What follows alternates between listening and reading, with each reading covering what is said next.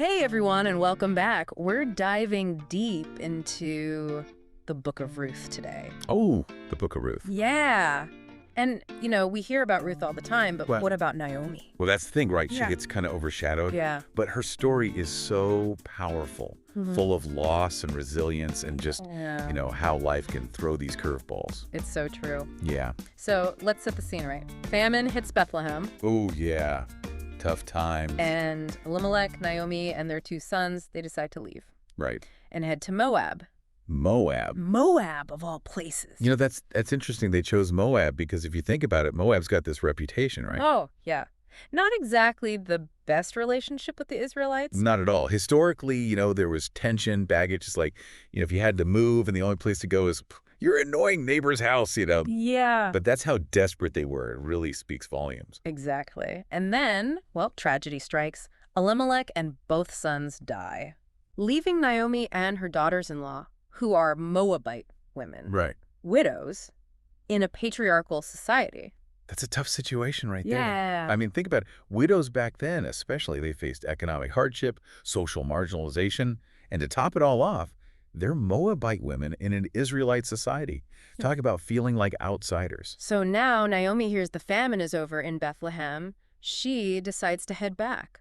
But it's not just a physical journey, is it? No, not at all. It's like she's going back to her roots, facing all the pain and loss. It's heavy stuff. She even tells people to call her Mara, which means bitterness. Wow. That's powerful. It really shows how grief can consume you. I mean, we can all relate to that feeling, right? Yeah. Even But- thousands of years later. Oh, absolutely. Now, one daughter-in-law, Orpah, stays in Moab. Right. But Ruth, she makes this incredible decision. Yeah. She goes with Naomi. That's huge. Think about what she's leaving behind.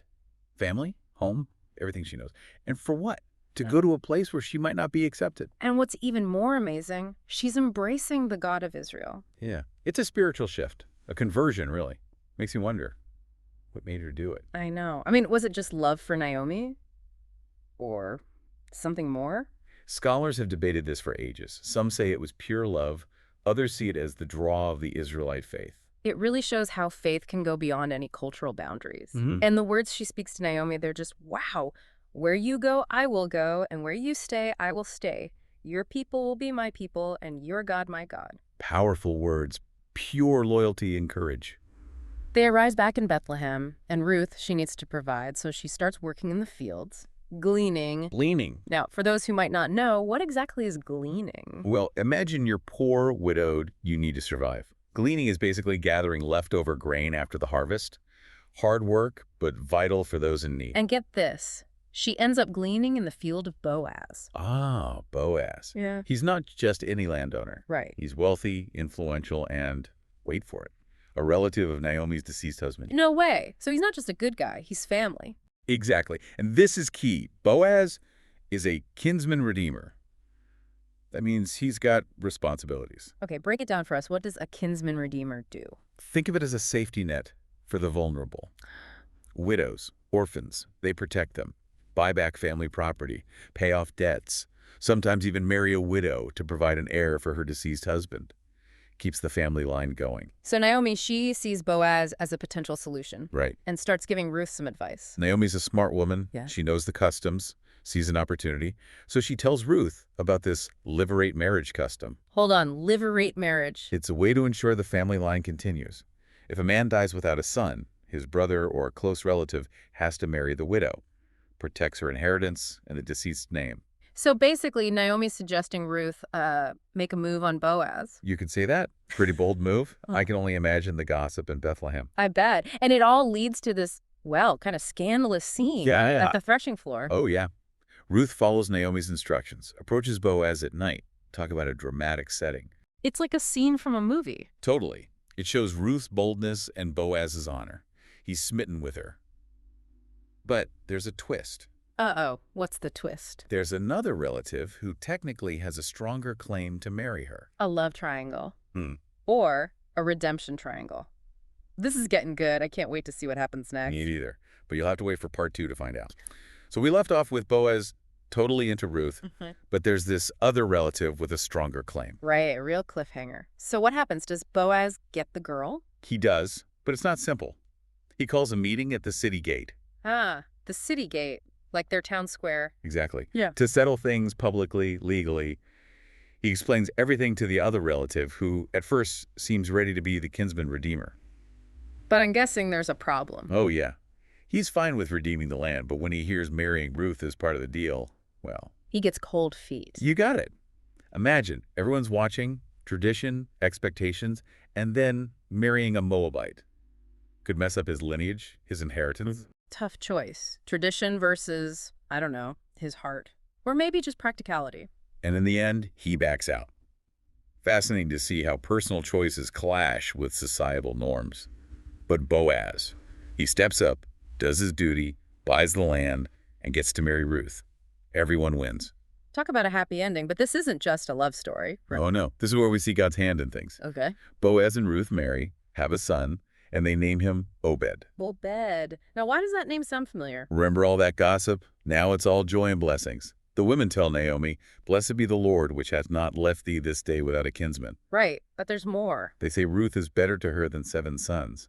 7 in the Bible means complete, whole, like saying Ruth filled the void in Naomi's life. Amazing. From Mara, bitter, to this joy, this celebration, love, resilience, second chances, it's all there. And there's one more thing.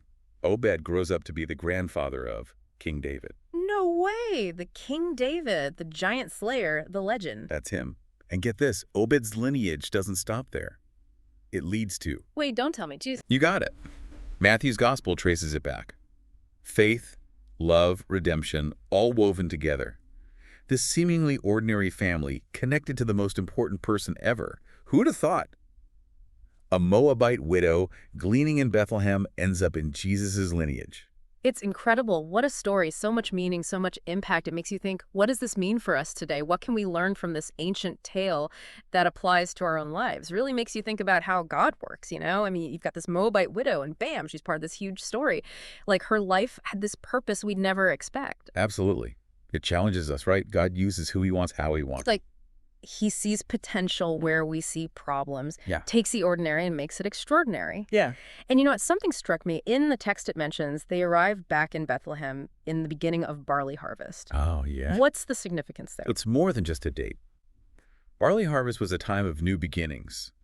Hope, provision. It's almost like symbolically God was setting the stage for what was going to happen next. Wow, yeah. Like he was already working things out even before they knew. Exactly. It's a reminder. When we're lost, uncertain, God's already moving. Behind the scenes, even when things are tough. So encouraging. So for our listener right now, maybe they're feeling down, like Mara. What can they take away from Naomi? Well, God restores. He takes the broken pieces, makes something beautiful, like kintsugi, you know. Kintsugi. It's Japanese, the art of fixing pottery with gold. The cracks, they become part of the beauty, make it even more valuable. Wow, I love that. So our struggles, they don't lessen us. They're part of our story, how God's grace works. Right. And those scars, they can even help others. Like Naomi's struggles led to Ruth's amazing journey. It's like our pain has a purpose. Trials lead to triumph, and God uses our story to touch others. And remember Ruth's choice. She chose to go with Naomi, to embrace a new life, new faith. That choice changed everything for her and for future generations. So powerful. If you're listening and you feel lost, discouraged, even bitter, remember Naomi. Remember Ruth. They went from emptiness to fullness, despair to hope. Yeah, and you can choose hope too. Choose love, choose faith. And those choices, they have ripple effects on you and everyone around you. And ultimately, it's about second chances. Unexpected blessings. God's unending faithfulness. He's writing your story and it's not finished. Watch for those Obed moments, those little hints of hope, of redemption that show you God's working. And your story, it can inspire others. You never know how God might use it to bring light and hope into the world. So keep the faith, keep going. Thanks for joining us for this deep dive, and until next time.